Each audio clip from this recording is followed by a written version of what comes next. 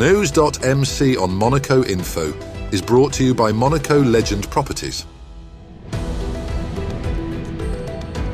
Our exclusive interview with the personalities making the Principality.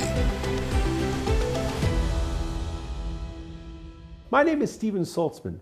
I'm the president of Monaco AVC. I was born in London. I was raised by a mother who is French and my father was Canadian. So I spent time between London, Monaco and Cannes. And we came here because Princess Grace met my father at the Cannes Film Festival and said, come and look at Monaco. We're in Monaco now. And my father said, oh yes, we'll go there. So after the Cannes Film Festival, we went to Monaco. To be honest with you, I was very happy because a lot of friends of Hollywood were here. There was Brigitte Bardot in the Madrague, there was Gregory Peck in Saint-Paul-de-Vence, there was Joan Collins in Ramatuelle, and there was the Roger Moore who was in Monaco, and David Niven. Don't forget David Niven. And they all have children, so where they wanted to play, I wanted to play. And then some of them wanted to play in Monaco, some wanted to play in the Côte d'Azur, but we were here. It became a little mini Hollywood. I went to university in Florida in political science, and I was working on the radio. So when I came back to Monaco in the mid-70s, there was no radio here, really.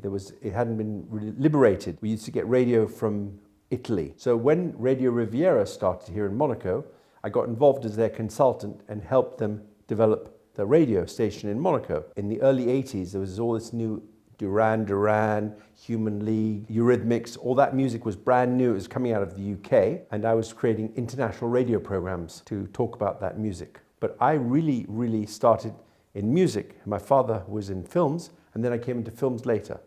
And then after that, I realized that I should have some children. So I had some children, and I spent a lot of time in Monaco because my early years was in Monaco, and I feel that Monaco and the images of the films that my father made are together. Remember, my father also made Nijinsky, about the ballet dancer Nijinsky. He filmed that in Monaco. So there's a long relationship between my family and Monaco.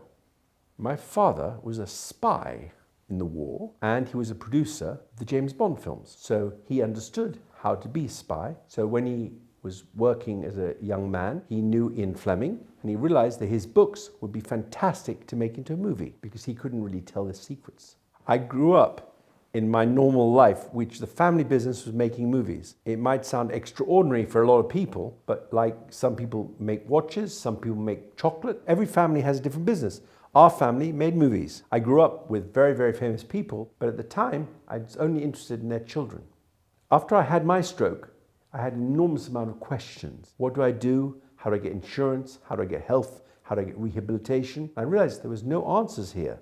People who had strokes in Monaco, there was no structure here to help them. And I realized it was very important that they needed the answers to be able to know how to deal with what they have. Because the quicker you deal with it, every minute counts, less handicap you have. So I wanted to make sure that Monaco people could have the answers about rehabilitation, life after stroke. And more importantly, I wanted to make sure they recognize the symptoms, because you get a kind of awareness when you're in the process of having a stroke. You have neurological problems, you have a thing called FAST. And FAST is about your ability to, if your face drops, if you have a paralyzation of your face, if you have a problem articulating your arms or legs, you have a problem with speech, and you have to act really fast. You can't wait. You have to call immediately the urgence and be treated immediately. First of all, I'm very proud to say that Monaco AVC is a member of the World Stroke Association. So we go to the conferences and have the latest information about therapies and ideas and initiatives.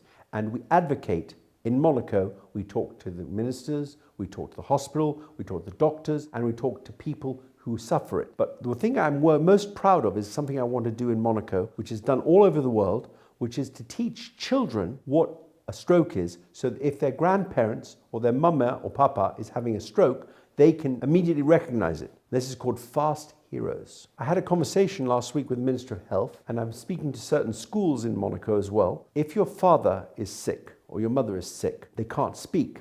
A child is very concerned. What do I do? My mother is all of a sudden paralyzed, can't talk, she can't operate her arm. I want the children to be this first premier secours, the first help.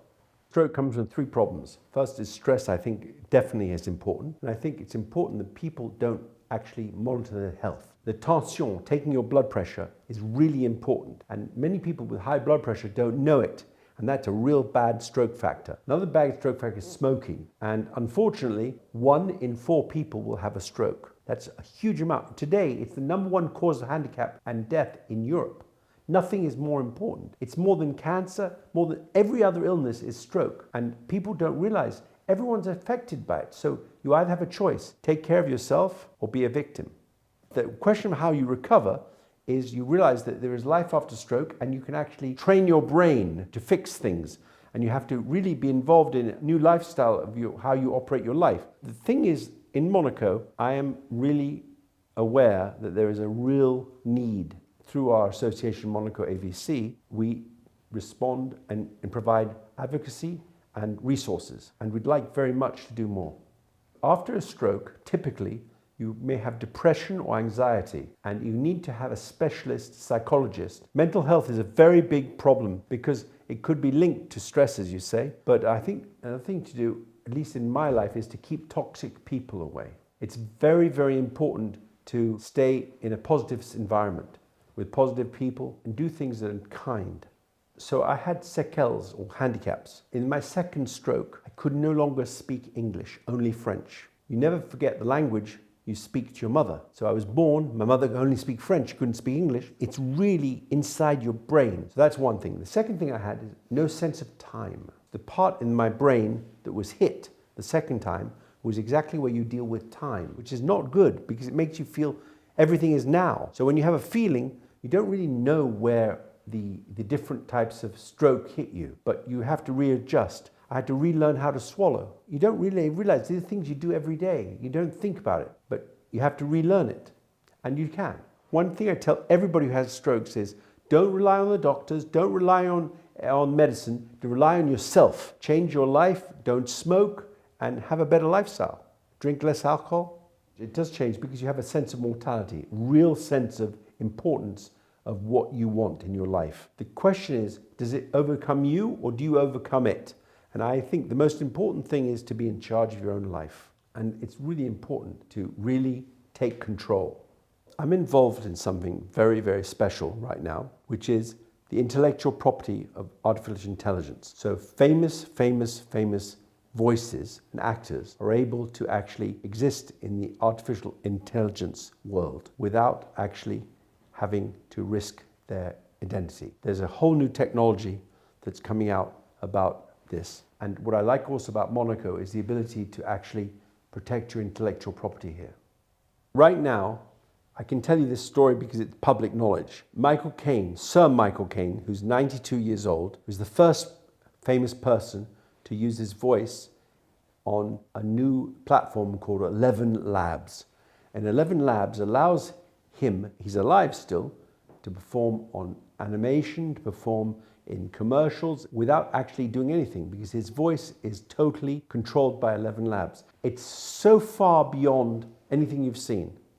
I think Monaco has to decide whether or not it wishes to use these new technologies for the better of the people. Like, for instance, I think banking, I think finance, I think travel, I think things like the administration in Monaco. When you send in a document to a member of the government or to a member of the administration, it should all be sans papier, without papers. It should be able to be done in a way that uses the technology to make everything less complicated. I felt this was a world interest. The world was interested in Monaco. The cars, Formula One was very powerful. If you go to the Casino Square here in Monaco, it's always got the most beautiful cars. So I thought, wouldn't it make sense to also have a different kind of car show? And if you remember Top Marks, when it started, we closed the circuit so people could test drive the cars. So the interesting difference between regular car shows like Paris or Geneva and Monaco was a show where passionate people could actually buy the cars, not only look at them, but actually acquire them. And I think we came at the right time because a lot of people ended up buying cars, and a lot of cars started in Monaco. The first hybrid cars, the first supercars, hypercars, flying cars, all that. And the best part of it all was the last one I was involved in, I brought all the James Bond cars here. There was not only the Aston Martin, but there was the cars that were in the most recent James Bond movie, the new Jaguars, the new BMWs. You know, Monaco is a car community. We love cars here, so it makes sense to have the world's most important car show. He was a young prince and I was a young boy, and we used to play on the beach at the Club Marata here in Monaco. I really have very, very strong positive memories because his family understood movies. So when Hollywood came to Europe, it came to this area.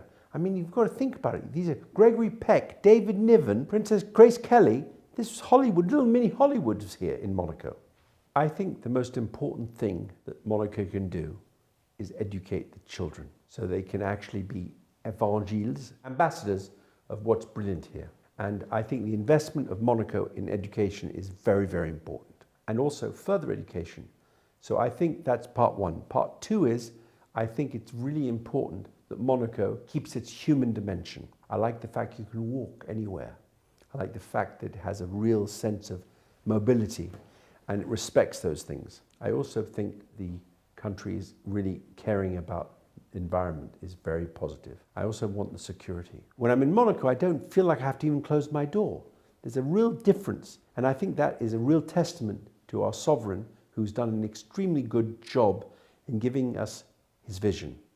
I think the future is going to be harder because I think a lot of people want to travel and live in Monaco and there's no more space. So we're going to have people coming from all over the world saying, well, it's not safe in Dubai, so maybe I should go to Monaco. But there's no more room in Monaco. I think the frontiers are going to be a bit tougher to cross. Right now you can drive from Nice or from Italy easily into Monaco.